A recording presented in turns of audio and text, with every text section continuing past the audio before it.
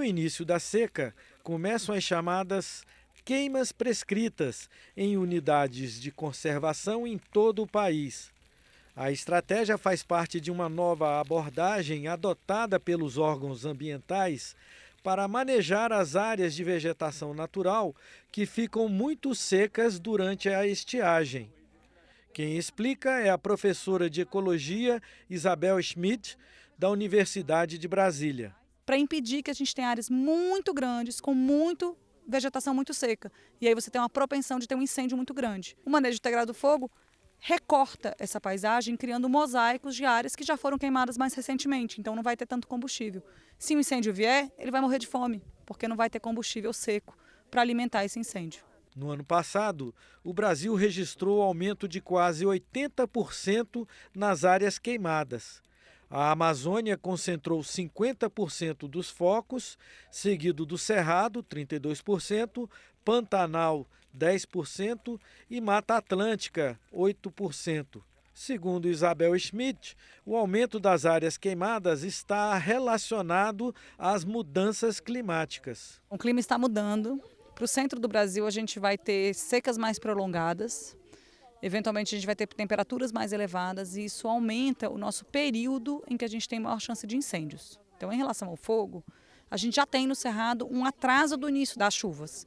As alterações no regime de chuvas provocadas pelas mudanças climáticas também se manifestaram nas enchentes que atingiram o Rio Grande do Sul em maio do ano passado. A tragédia arrasou milhares de propriedades rurais e destruiu centenas de cidades, deixando famílias desabrigadas e abalando a economia do estado. Coordenador do grupo de trabalho que acompanhou aquela tragédia, o deputado gaúcho Marcel Van Hatten, do Novo, resumiu a aflição da população.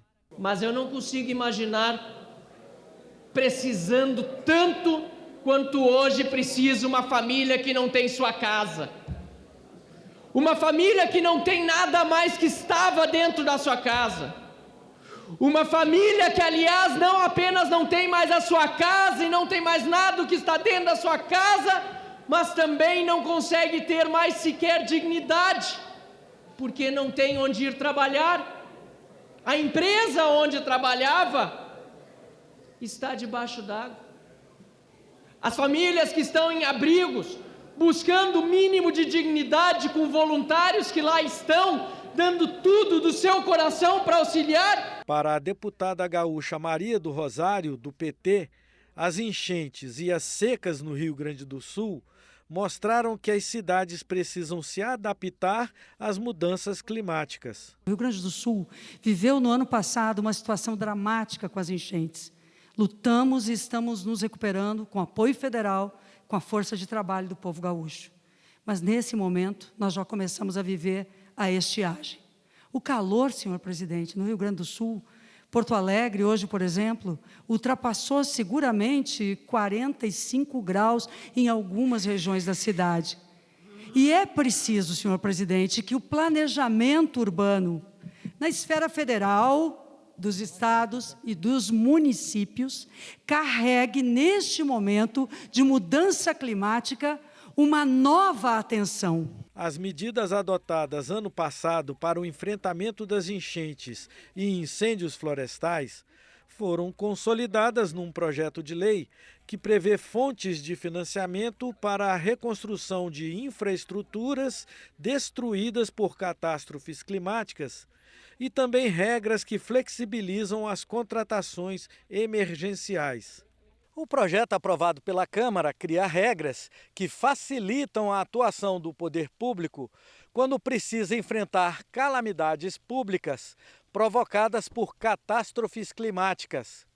Com as mudanças do clima, enchentes e incêndios florestais serão cada vez mais frequentes. A nova lei dispensa o uso de convênios para o repasse de recursos do Fundo Nacional do Meio Ambiente para atender região com emergência ambiental declarada, além de permitir que emendas parlamentares abasteçam o fundo. O projeto aprovado autoriza a União a participar de fundo privado criado e administrado pela Caixa Econômica Federal, a fim de financiar a recuperação de infraestrutura afetada por eventos climáticos extremos.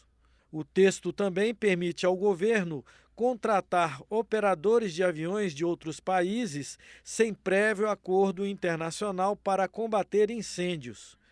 E diminui o prazo de 2 anos para 3 meses do intervalo mínimo de recontratação de brigadistas para o combate de incêndios. A renovação de contratos temporários de brigadistas de incêndio foi saudada pelo gerente de fogo do Parque Nacional de Brasília, Rodrigo Amaral. A gente era contratado por 6 meses e tinha que esperar 2 anos para retornar a esse trabalho temporário, né? E aí o ano passado, com essas emergências ambientais, esse tempo passou para 3 meses. E isso facilitou muito para ajudar na própria profissão de brigadista, né? Porque a gente ficava 2 anos fora, alguns iam virar pedreiro e fazer outras coisas. E dando esse prazo de 3 meses, todos continuam na profissão. Para o coordenador da Frente Parlamentar Ambientalista, o deputado Nilton Tato, do PT, a nova legislação dá instrumentos para que os governos possam atuar em situações de emergência no futuro. Um conjunto de regras para facilitar a ação do poder público para, nos momentos em que nós precisamos enfrentar as calamidades públicas, os incêndios, como nós já vimos que vem ocorrendo com mais frequência e com mais intensidade em função das mudanças climáticas principalmente. Nós estamos agora há 1 ano da catástrofe que aconteceu no Rio Grande do Sul. De lá para cá, também teve uma seca prolongada. De lá para cá também, nas serras do Rio Grande do Sul, do Rio de Janeiro, também temporal, com consequências, onde famílias perderam seus bens, a casa, e, via de regra, também nesses lugares mais sensíveis, acaba perdendo a vida. E cada vez mais nós temos esses eventos climáticos acontecendo no mundo todo.